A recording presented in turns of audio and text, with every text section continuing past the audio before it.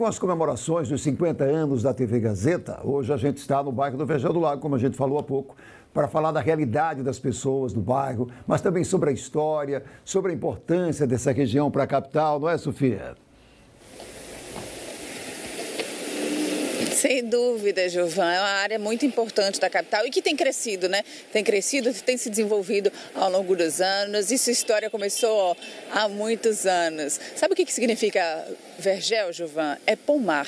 Quem vai trazer detalhes para a gente sobre a história do bairro e sobre a história dessa região lagunar é o professor Rubens Duarte, ele que é arquiteto e faz um estudo aqui sobre essa região da Lagoa Mundaú, essa região do Vergel do Lago e acompanha o desenvolvimento e também todo o crescimento dessa região. Professor Rubens, muito obrigada pela participação. Seja bem-vindo aqui ao Bom Dia Alagoas. Eu estava falando no início do jornal que o bairro ele foi se transformando muito ao longo dos anos, né? E o senhor acompanha isso. Como que o Vergel do Lago se transformou no Vergel? Conta lá dos primórdios, por favor. Bom dia. Bem, nesses 50 anos que a Gazeta está fazendo agora em setembro, né? Essa história do Vergel atual, ela tem muito a ver com esses últimos anos. Em janeiro de 76, que vai fazer também 50 anos, começou o aterro aqui da Laguna Mundaú, que levou 6 anos, e no dia 14 de março de 1982, houve a inauguração inicial disso que a gente conhece aqui como Dique Estrada. Aqui a gente tinha tudo água, né? Era tudo lagoa. Tudo água. Onde nós estamos aqui era o limite da cidade com a laguna, pelo canal do Trapiche. E com o aterro da laguna, na verdade foi incorporação de ilhas, a cidade ganhou 202 hectares. Então foi somada a cidade de Maceió, essa região aqui do Vergel, que com aterro acabou se transformando em um bairro, né? Na verdade é que são 4 bairros e esses 202 hectares equivale a 202 campos de futebol em tamanho oficial. E quais seriam esses 4 bairros que o senhor se refere? Nós temos a Levada, nós temos a Ponta Grossa, aqui nós estamos no Vergel propriamente dito e temos o Trapiche. E o desenvolvimento do bairro no entorno da pesca, no entorno do sururu, professor? Isso foi uma constante, porque a nossa Laguna Mundaú, ela teve inicialmente um papel de transporte, trazendo a produção da capital, antiga capital, Marechal Deodoro, para Maceió e escoando a produção pelo Porto de Jaraguá. Então era um trabalho que eles faziam de lá, de Marechal Deodoro, atravessando a lagoa para chegar, por exemplo, até aqui, o Vergel do Lago. Chegar ao Vergel para daqui sair a produção pelo Porto de Jaraguá. Então, por muitos anos, até os anos início dos anos 2000, a laguna teve a função de transporte.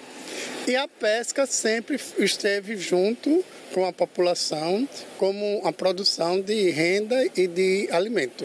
Então, produção de renda, a economia na região girava em torno da pesca mesmo, tanto as marisqueiras quanto os pescadores que saíam na madrugada, né? Era um trabalho muitas vezes conjunto, ainda é, na verdade. Sim, com certeza.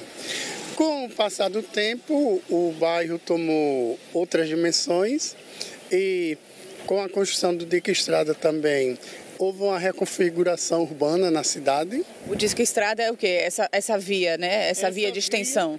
Essa via onde nós estamos, que ela tem cerca de 5 quilômetros. E ela criou uma orla contínua de 5 quilômetros que não existia. Os bairros antes, eles não tinham essa comunicação entre si. E com a construção do Dique Estrada, houve essa reconfiguração urbana e nós temos hoje essa via de 5 quilômetros. Quando a gente traz aqui, por exemplo, as informações do Vergel, muitas pessoas acreditam que todas as casas, todas as residências são na orla lagunar. E de fato são na orla, né? Mas existe o Dique Estrada nesse meio. O senhor, enquanto arquiteto, analisa de que forma essa construção da região urbana aqui, da parte do Vergel? Na verdade, aqui toda essa área da orla lagunar se chama de Vergel, mas na verdade, como eu disse, são 4 bairros. Mas é comum estar lá no Papódromo e dizer que está no Vergel. E o Papódromo já é outro bairro? Já é Trapiche. Então, assim, Com a construção do dique estrada, o que se pensou para essa região, que foi um acréscimo de território muito grande, tudo foi sendo aos poucos apropriado de forma diferenciada. E uma da forma de apropriação foi com casa popular. Mas existia possibilidade de ter outras alternativas de uso, mas pelas circunstâncias da década de 1980, a habitação popular ela foi a que tomou mais uso.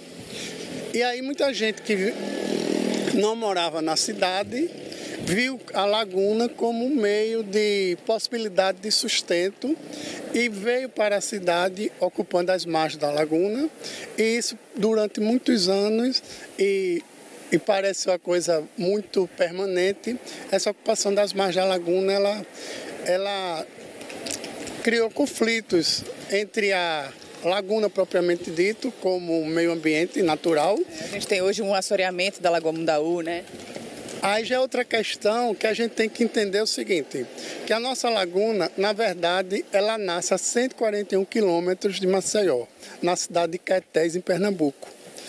Quando nós, em Caetés, nasce a bacia do Rio Mundaú, e 30 cidades, 15 pernambucanas e 15 alagoanas, alimentam a nossa região lagunar aqui de Maceió.